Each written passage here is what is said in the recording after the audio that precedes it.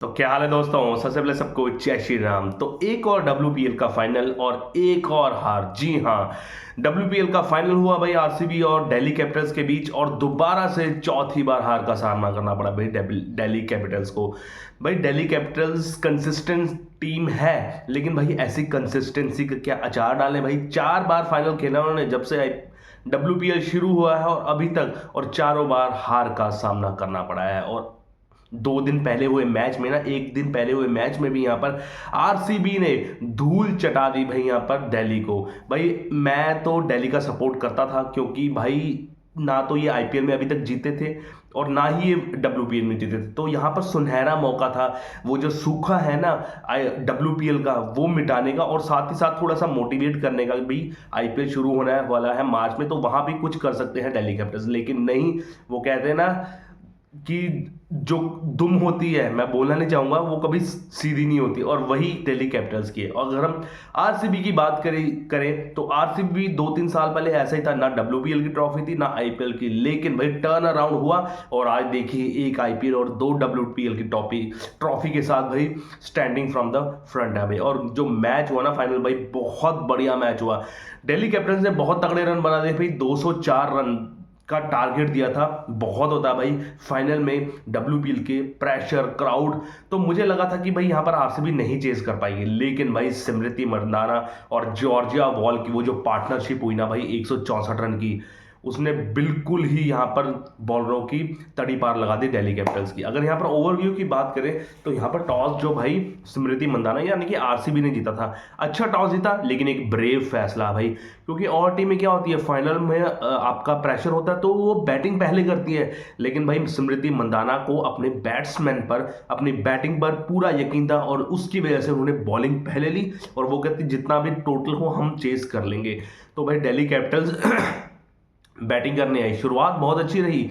ली और शेफाली वर्मा की पार्टनरशिप भी 50 से भी ज्यादा बन गई थी, लगभग 8-9 की रन रेट से वो बना रहे थे, रन बना रहे थे। ली आउट हुई, वो 37 रन पे आउट हुई, लेकिन उसके बाद फिर जेमिमा रोड्रिग्यूज और लॉरा वॉल्फर्ट ने जो है पारी संभाली और दोनों के बीच बहुत अर्धशतक की तगड़ी पार्टनरशिप हुई, जहां पर जेमिमा रोड्रिग्यूज का एक और अर्धशतक मारा भाई उन्होंने, 57 रन मारे मात्र 37 गेंदों में। और फिर अंत में आकर भाई शेनेल हेनरी ने क्या वो कैरेबियन स्टाइल में जो पारी खेली, मात्र 15 गेंदों में 35 रन मार दिए भाई 233 की स्ट्राइक रेट से। और लॉरा वॉल्फर्ट ने भी 44 रन की बल्लेबाजी की मात्र 25 गेंदों में, तो 203 का लक्ष्य पहुंचा दिया एंड में शनेल हेनरी की पारी ने।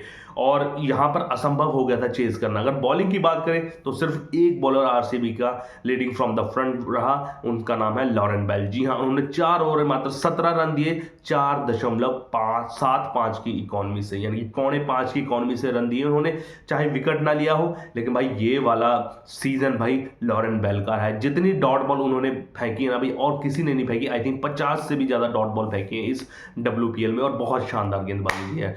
अब दोबारा से आते हैं आरसीबी की बैटिंग में, और लग रहा था कि यहां पर चेज नहीं हो पाएगा। उनका ग्रेस हैरिस जो इस WPL में सबसे ज्यादा स्ट्राइक रेट से खेल रही थी, आई थिंक 175 या 180 के स्ट्राइक रेट से, भाई वो पहले ही ओवर में 9 रन पर आउट हो जाती है, बोल्ड हो जाती है, और दोबारा से शेनेल हेनरी ने उनका विकेट लेते हैं भाई, इन स्विंग आती है। और यहां से तो और मुझे यकीन होगा था कि भाई 203 रन चेज नहीं होते, लेकिन भाई ऑस्ट्रेलियन प्लेयर जॉर्जिया वॉल और स्मृति मंदाना कुछ अलग स्क्रिप्ट सोचे बैठे थे।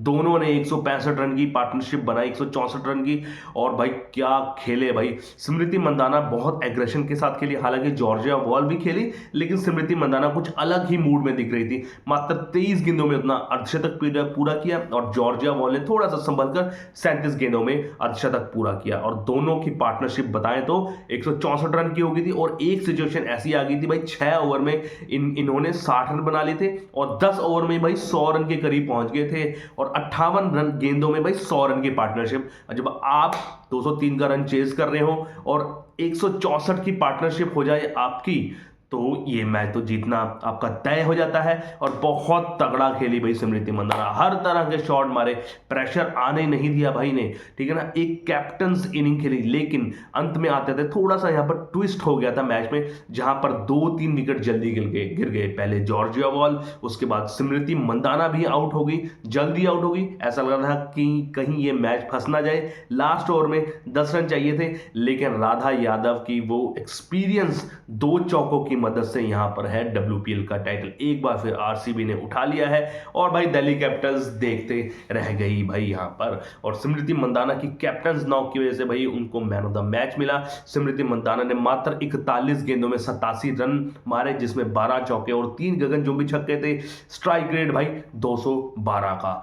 वो कहते हैं ना कि भाई कुछ वो अंधेरे के बाद हमेशा दिन होता है। आपको पता है कि पर्सनल लाइफ में उनका कितना उथल पुथल चल रहा था, लेकिन उसके बावजूद वो टर्न अराउंड कर कर अपने दम पर फाइनल में 87 रन मारकर डब्ल्यूपीएल जिताना बहुत बड़ी बात होती है भाई। लेकिन अगर दिल्ली कैपिटल्स की बात करें तो एक और हार, बहुत मनोबल टूटा भाई उनके फैंस का।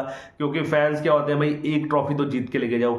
अगर आप ग्रुप स्टेजेस में निकल जा रहे हो या फिर आप टॉप 4 में नहीं हो, चलो वो तो माना भी, लेकिन आप फाइनल दर फाइनल दर फाइनल दर फाइनल 4 बार फाइनल में पहुंचकर अगर आप हार रहे हो तो आप प्रेशर सोक नहीं कर पा रहे हो, बल्कि अपने ऊपर और प्रेशर ले रहे हो, जिसकी वजह से आपने एक भी आज तक आईपीएल ट्रॉफी नहीं उठाई। ये सिर्फ वुमेन्स के लिए नहीं कह रहा मैं भाई, मेंस के लिए भी कह रहा हूं। मेंस ने भी भाई आईपीएल की ट्रॉफी एक बार भी नहीं उठाई, और अब ये सुनहरा मौका है कि वुमेन का जो हार का बदला यहां पर मार्च में जो आईपीएल शुरू होगा वहां पर लेने का। तो उम्मीद करते हैं भाई इस वो डब्ल्यूपीएल में तो नहीं जीता दिल्ली कैपिटल्स, लेकिन आने वाले सीजन आईपीएल में वहां पर जो है नॉन जो है जो जीता नहीं आईपीएल वो जीते, या पंजाब या दिल्ली। मैं उम्मीद करता हूं कि दोनों में से एक टाइटल जीते आईपीएल में भी। और कॉन्ग्रेचुलेशन आरसीबी को, और स्पेशली लॉरेन बेल और उनकी जो कप्तान है स्मृति मंदाना, जिन्होंने बॉलिंग और बैटिंग से इंपैक्ट दिलाया इन दोनों प्लेयर ने,